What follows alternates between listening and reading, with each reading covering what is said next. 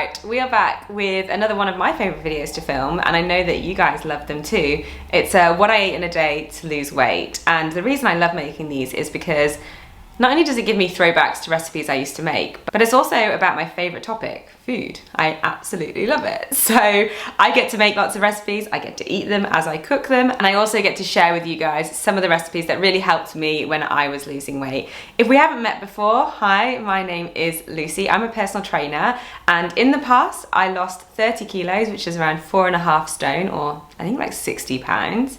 And I did it all without knowing anything about health and fitness. So for me, when I film these videos, it really is a throwback to that mindset, and I get to share some of the information that I learned along the way, because I learned so much information just through trial and error. I can also give you tips and tricks that I see help clients all the time, but not only that, we just get to talk about food. So I'm gonna get stuck into it straight away. There's not gonna be any talk of calories or macros or anything like that, because back then I didn't know anything about that sort of thing. I'm just gonna purely talk to you about the recipes I made and how potentially you can adapt them a little bit for your personal needs and your situation. But I'm also gonna share with you 3 tips for each meal that I find really, really useful, and then show you that in practice.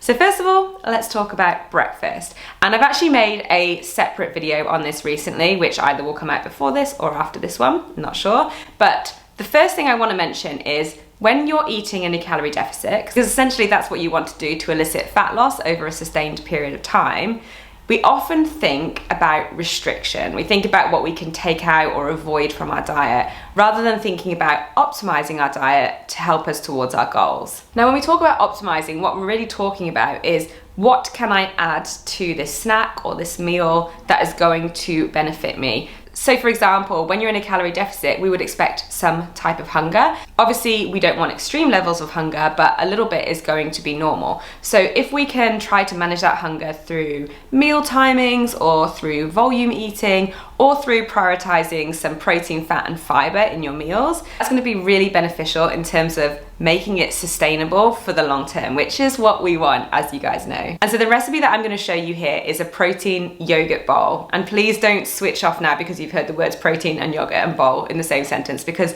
this is delicious. It's almost like a whipped yogurt, and you could even put it in the freezer if you want it to be harder in terms of the texture, but it is so delicious. And the thing about this is you can mix and match the flavors to whatever you really, really like. I went for vanilla, peanut butter, and cinnamon vibes, and honestly, it was so delicious. But of course, you can add any toppings that you want. It's a bit like froyo. And who doesn't love froyo? So we're gonna head over there now, and I'll talk in the voiceover a little bit more about how you can optimize your meal. But this mindset really, really helped me, and still helps me to this day, to prioritize what I need in my diet, what's gonna benefit me, and really take an inquisitive approach to my nutrition. So protein yogurt bowl, let's go. So there is plenty of flexibility with this recipe, but I'm going to use coconut yogurt. I'm going to grab some runny peanut butter. I'm going to get a banana to top it off, and then use some protein powder. I'm just using some soy vanilla flavored protein powder from My Protein, and then whatever toppings you want. Then in a bowl, you're just going to combine a scoop of the protein powder, a nice big teaspoon of the peanut butter, and I'm gonna put some cinnamon in, just because peanut butter, vanilla, and cinnamon sounded good to me. And then lots of the yogurt, and then you're gonna stir it around until you get a pretty thick and pasty texture. But obviously you can make whatever texture you want. And then simply, you're just gonna throw your toppings on. So I'm gonna slice up the banana and throw that on. Of course, I'm gonna make it look pretty just because it's for the video, but usually I just chuck all these on. Then I'm gonna add some frozen bluebs just for a little bonus, and then chuck my toppings on, a little bit more cinnamon, and there you go. That was the most delicious start to the day, and I hope that that's illustrated a little bit how you can optimize your meals, rather than choosing something that might not be so satisfying in comparison to what you're used to, but kind of pimping it up, adding some more stuff in, a little bit of volume, fat, fiber, protein, and also making it really, really tasty and enjoyable.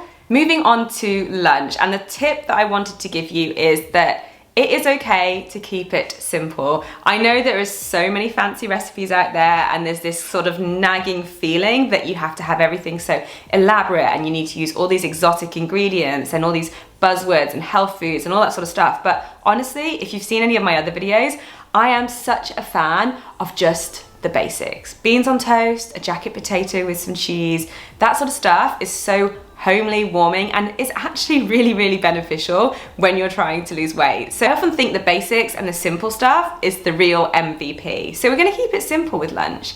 And when I also talk about simple, I wanted to mention one other thing that I'm a huge fan of, and that is using frozen fruits and veggies. Again, I feel people think that they're looked down on or that they're not such an optimal choice versus fresh fruit and veggies, but I love them because you can buy them, you can stick them in your freezer, you don't have any guilt if you don't eat them because they last forever. And in fact, they're snap frozen. So a lot of the time they have just as much, if not more nutrients than the fresh veggies. So it's a win-win, plus it's super cost effective and you can have a lot of variety. So frozen vegetables for the win, in my books at least. As an example of keeping it nice and simple, for lunch we're gonna be having an omelette. And again, this is such a good meal because it's packed with protein. You can add in as much volume as you want, and if you want to put any extras in, like a little bit of extra protein, you can add some ham or some chicken or whatever you have in your fridge. Essentially, you can just use up stuff that you have, and then on the side of it, you can either have it on its own, or you can add some salad, you can add some extra veggies, you can add some meat, you could add sauce, or you could have a completely separate snack on the side as well. So there's just so many options. So we're keeping it simple, we're keeping it basic, and we're just gonna make a nice, easy omelette, which will be filling, packed with protein, and tasty. I almost feel like I don't even need to do a voiceover for this recipe because it is so simple, but I'm gonna use 3 eggs. Obviously, however many eggs you want to use is up to you. You can always use some egg whites as well. And then I'm just gonna grab whatever I have in my fridge. So I had some frozen spinach, I had some garden peas, I had an onion and a tomato as well. So I'm just gonna chop up my vegetables and get them all ready. And then in a bowl, I'm just gonna crack my eggs. I'm gonna throw on some seasoning as well, I always do. So a little bit of chili flakes, some salt and pepper, mix that up. Then we're gonna cook this bad boy. So I'm gonna cook the vegetables first and just soften those. And then once that's happened, I'm gonna chuck the egg on top, add on the extra toppings that I had. So they're just gonna cook as the egg cooks. And then I'm just gonna leave that on a medium heat to cook through. I'm not gonna flip it until the top is started to cook. And then I'm just gonna give it a little bit of a heat, and then that is it. Now obviously you could serve this however you want. You could add loads of veggies on the side, some sauces, but I'm just gonna eat it like this because that is perfect. Okay, so as you can see, lunch was super, super simple, and that's exactly the way I personally like it. And I know that it's very, very easy. And I know that the thinking of it's okay to eat simple and basic can be really beneficial for people that have busy lives and hectic schedules and families. And that kind of brings me on to my final tip, which is you don't necessarily have to change the meals that you're having. You can make some simple switches within them, but you can also opt for meals that you can adapt really easily depending on your goals. So if you're cooking for your family or your flatmate or your husband or wife or whatever it might be, you can kind of mix and match the meal to whatever suits you. And I do this with Josh all the time because we have totally different diets, but we obviously don't really want to be spending loads of money cooking 2 separate meals. So for the dinner recipe I've chosen, I've gone for a curry. I think things like curries, stews, soups, tray bakes, slow cooker recipes, they are really good because if it's just you, you can have your portion, you can chuck the rest in the fridge or freezer and then dip into it as and when you need it.